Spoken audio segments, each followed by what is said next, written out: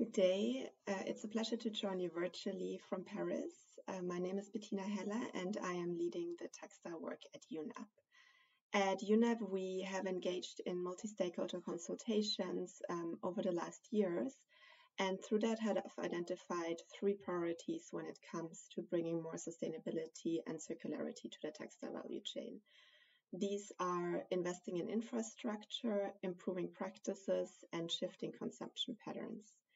Now, the last one is a really crucial one, and it links to the narrative that the sector is based on, which is currently overarchingly a narrative of newness and disposability and immediacy. But we recognize that there is so much creativity in this industry that could be used to make more sustainable consumption patterns the attractive option. So this is why we have published the Sustainable Fashion Communication Playbook together with UN Climate Change. And I'm really happy to see that there is a strong interest from the Swedish textile sector and stakeholders in the playbook and in this work. And I know that the topic of your meeting today is textile and area of change. And we certainly think that there is change that can be done by engaging the communication professionals of the textile industry, be they in marketing role or in the media or in the government when it comes to campaigning. And we do know that a lot of good work around that has already been happening in Sweden as well. So I wish you really fruitful discussions today. And I will hand over to my colleague, Rachel Arthur, who will provide a better, more deep dive overview of the playbook. Thank you very much for having us. So I'm going to spend some time now talking more about why we have launched the Sustainable Fashion Communication Playbook and what exactly it is. Stories are the basis of the world in which we live. They inform everything to do with who we are as individuals, as communities, as a species, as societies. They inform how we understand the world, how we interpret each other's version of it, and of course, how we act within it. Each of you are individual nodes in a million different stories, but collectively, your stories also make up the reality of which we're all a part. There is no truer phrase than the power of storytelling. So let's step for just a moment and have a look at the stories that we are all surrounding ourselves with in this industry. It's about progress, change, evolution, revolution, transformation, hope. All of you here today are, I hope, bought into this new idea of how fashion story is going and how it's changing for a new narrative that is indeed a positive one, that gives us creativity in a circular and regenerative world. It's an incredibly promising tale, but it's not yet, of course, the most powerful one. After all, let us not forget that the dominant story in our industry still looks very much like this: newness, discounts, cheap, quick, disposable, that our sector is sadly one of extraction and exploitation, of overproduction and overconsumption. This is the story that continues to grow around the world, especially as we welcome more and more people into the rising middle class. It's about material wealth and status. It's about ownership. It's about constantly pushing the notion of more. And this is a story that has worked well for business, for economies, a story that has been phenomenally successful based on the notion of growth. Through that lens, this is a narrative and a system that has triumphed. But this is not a story that enables us to reach the goals before us today. We have to tell a new story.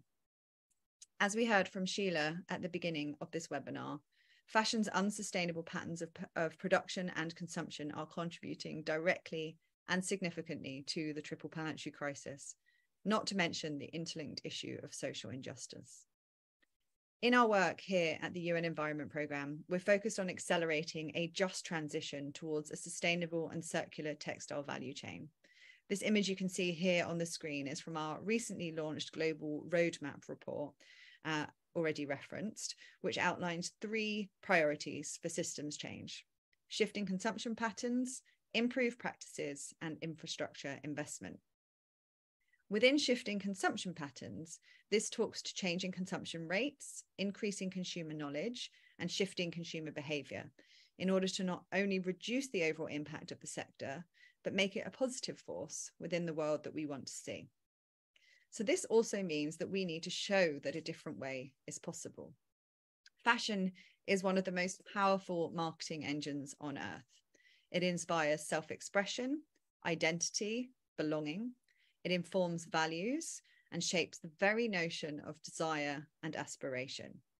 Imagine then if we could redirect this entirely towards sustainability. The idea is that if we can change the narrative, we can indeed change our future, which is why you're all here today, because in some way, shape or form, you want to help drive change.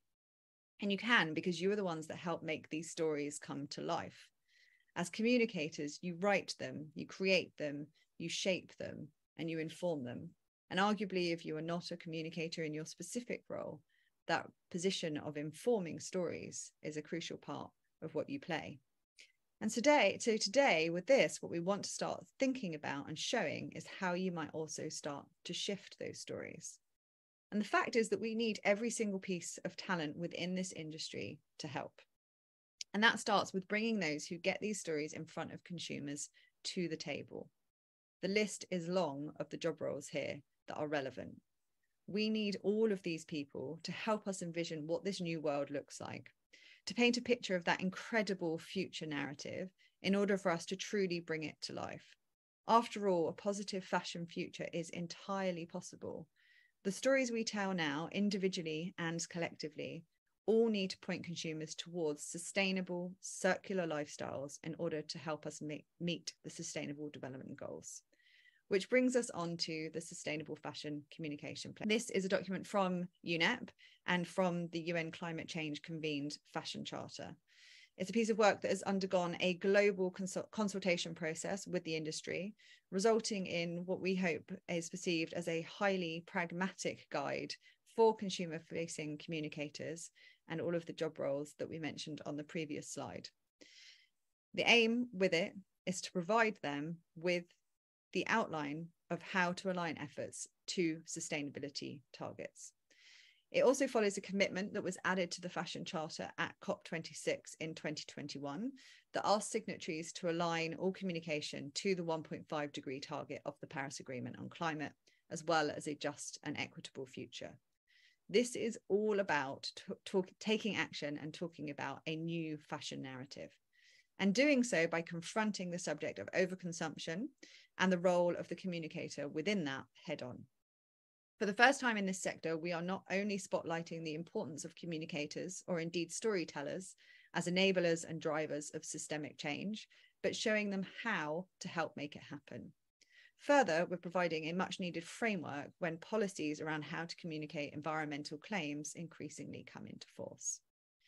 So the playbook is broken down into these three overarching sections of work around information, culture, and advocacy, with 4 key areas for change.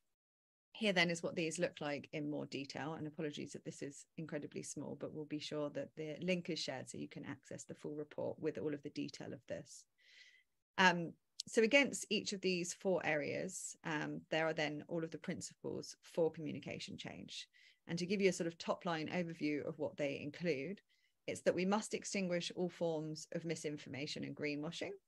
We must eradicate messages of overconsumption and instead point consumers towards lower impact and circular solutions. We must portray alternative models of status and success, recalibrating what it is that we aspire to. We must explore, explain, and celebrate the way in which fashion is deeply and positively intertwined with nature, with rich cultural heritage, and with diverse communities. And we must learn from the wisdom and traditions that can be found in the global south around this.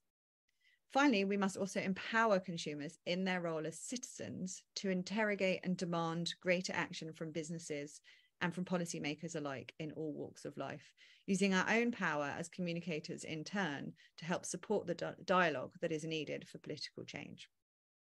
All 8 of these principles under those headers of lead with science, change behaviors and practices, reimagine values, and drive advocacy are then broken down in the playbook with practical guidance, including tables of do's and don'ts for the work and case study examples of best practice throughout.